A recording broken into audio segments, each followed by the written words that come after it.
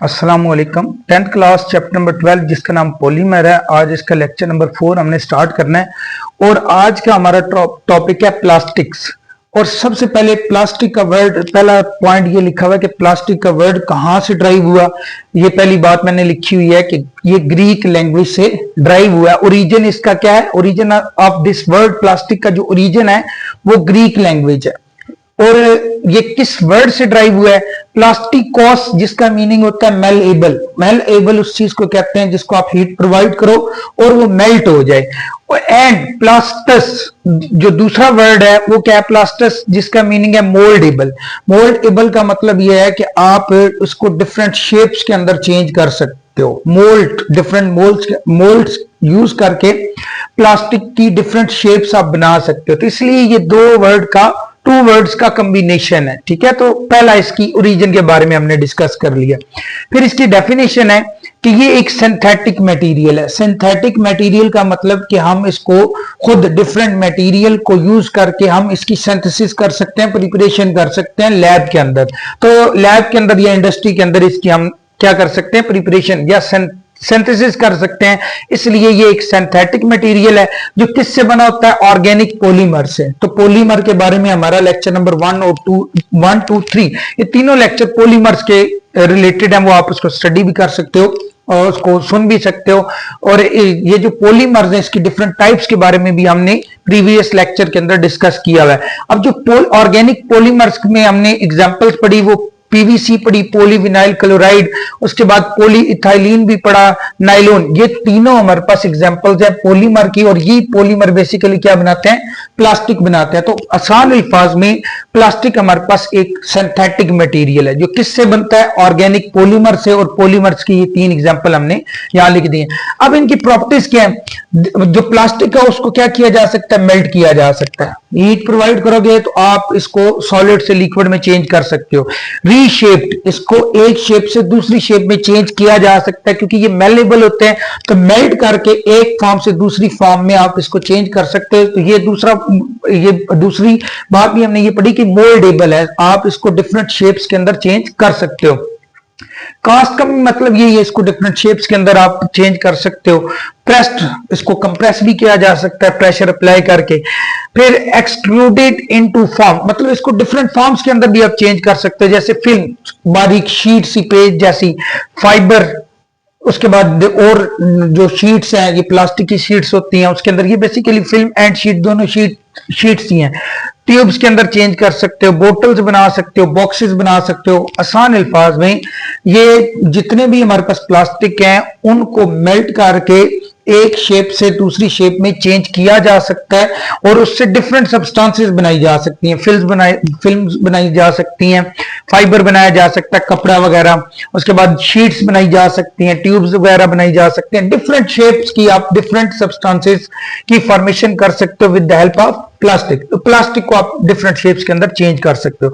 अब हमारे पास यहाँ properties of plastics proper discuss की गई हैं। सबसे पहले मॉलिक्यूलर स्ट्रक्चर के बारे में डिस्कस किया गया। तो सबसे पहले लिखा हुआ है कि जो हमारे पास जो चेन्स हैं वो लीनियर भी हो सकती हैं और ब्रांच चेन भी हो सकती हैं। फिर हमारे पास ब्रांच चेन पॉलीमर्स के बारे में ये बताया हुआ है कि ये सॉफ्ट होती हैं और फ्लेक्सिबल होती हैं, मतलब स्ट्रेचेबल होती हैं। कौन सी वाली?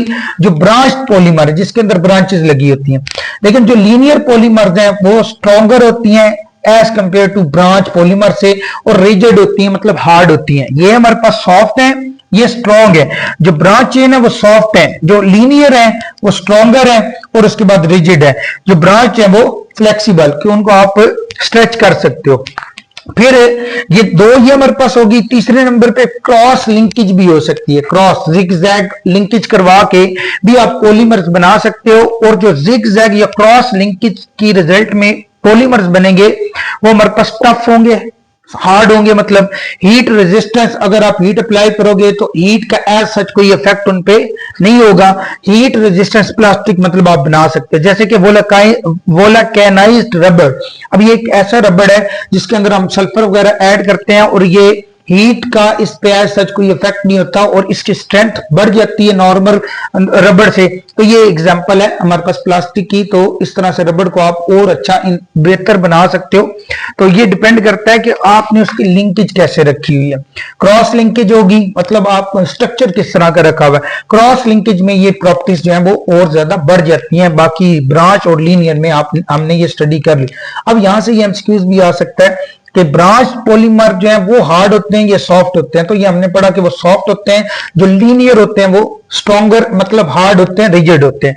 दूसरे नंबर पे जो हमारी प्रॉपर्टी, पहले नंबर पे हमने मॉलिक्यूलर स्ट्रक्चर के बारे में पढ़ा, दूसरे नंबर पे केमिकल कंपोजिशन, कि कौन कौन सी चीजें मिलके कौन सा पॉलीमर किस टाइप का पॉलीमर बनाती हैं। तो ये बात लिखी हुई है डिटरमाइंड बाय मोनोमर टाइप, कि हमारे पास जो प्लास्टिक है, जो पॉलीमर्स हैं, उसमें मोनोमर स्मॉल यूनिट जिससे मिलके प्लास्टिक बना हुआ है, उसकी नेचर कैसी है, उसकी बेस पे इसकी प्रॉपर्टीज को हम डिस्कस कर सकते हैं। जैसे पॉलीइथाइलीन, ये हमने पिछले लेक्चर के अंदर इसकी फॉर्मेशन भी पढ़ी, किस तरह से पॉलीइथाइलीन की फॉर्मेशन की जाती है। इसको शॉर्ट फॉर्म पीई लिखा जाता है, पी एंड ई, पॉलीइथाइलीन। इसके बारे में लिखा हुआ है कि ऐसे जो हमारे पास ये जैसे पॉलीइथाइलीन एक हमारे पास प्लास्टिक है, पॉलीमर है, ये फ्लेक्सिबल होता है एंड मॉइस्चर रेजिस्टेंस, मतलब मॉइस्चर वगैरह का इस पे कोई इफेक्ट नहीं होता और फ्लेक्सिबल होता है, स्ट्रेचेबल होता है। फिर इसी तरह से पॉलीस्टाइरीन, ये भी हमने पढ़ा, स्टिफ होता है मतलब हार्ड होता है, एंड ब्रिटल, मतलब ब्रिटल का मतलब ये होता है कोई चीज हार्ड हो लेकिन वो टूट आसानी से जाए। तो ब्रिटल का मतलब जिसको आप तोड़ सकते हो, स्टिफ का मतलब हार्ड होती है, तो हार्ड लेकिन टूटी जो टूट सके आसानी के साथ।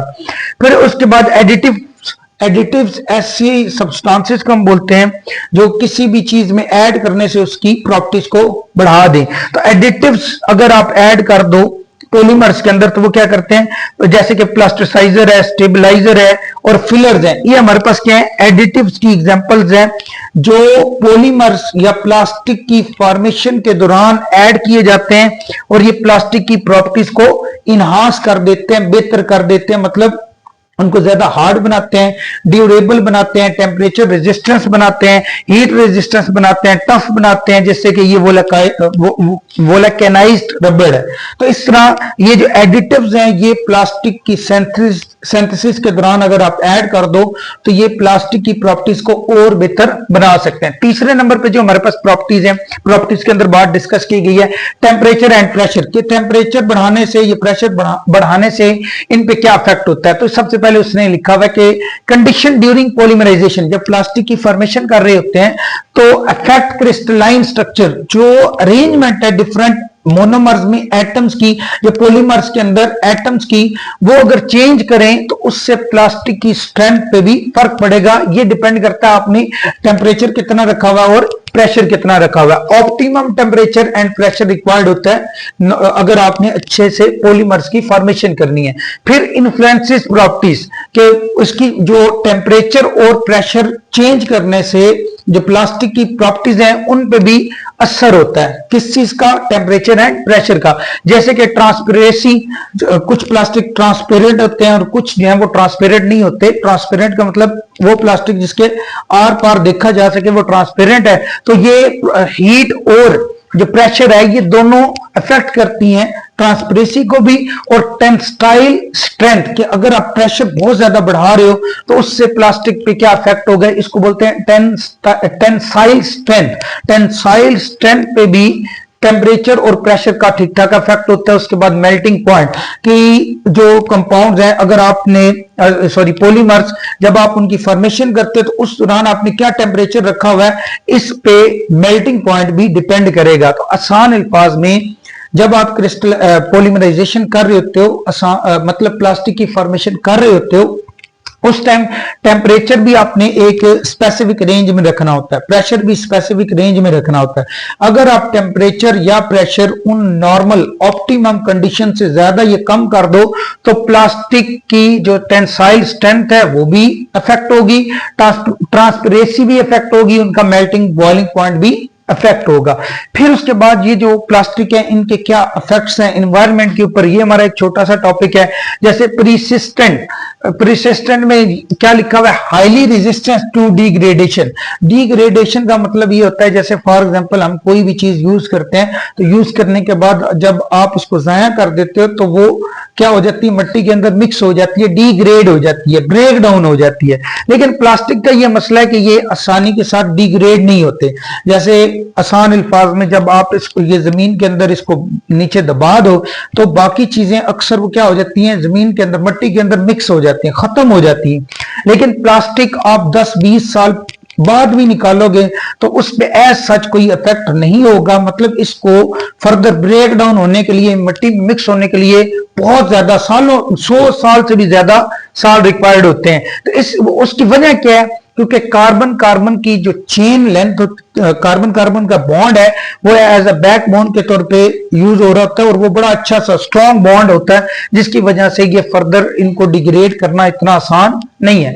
फिर माइक्रोप्लास्टिक का ये मतलब है क्योंकि ये बड़ा स्लोली डिग्रेड होते हैं, इसका मतलब छोटे छोटे प्लास्टिक के पीसेस वो मिट्टी के साथ मिक्स होते रहते हैं और कई दफा क्या होता है, वो उनको क्या बोलते हैं, हम माइक्रोप्लास्टिक बोलते हैं।